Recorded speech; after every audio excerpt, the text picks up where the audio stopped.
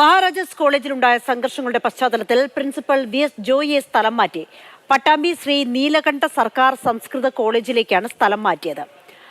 ആദിത്യൻ ഓമനക്കുട്ടൻ വിവരങ്ങളുമായി ചേരുന്നത്. ആദിത്യൻ, ഈ കോളേജിലുണ്ടായ സംഘർഷങ്ങളുടെ പശ്ചാത്തലത്തിലാണോ ഈ സ്ഥലം മാറ്റൽ?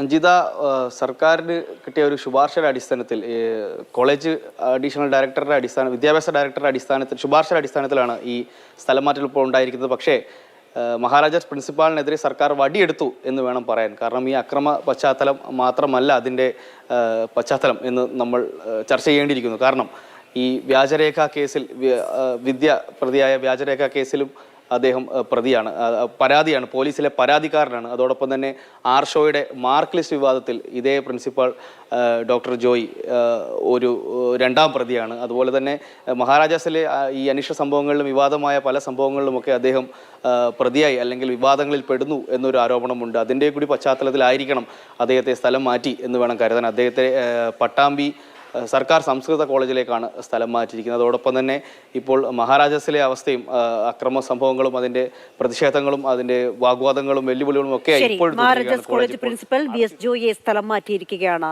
സർക്കാർ. ആദിത്യൻ ഓമനക്കുട്ടനാണ് അതിന്റെ വിശദാംശങ്ങൾ നൽകിയത്.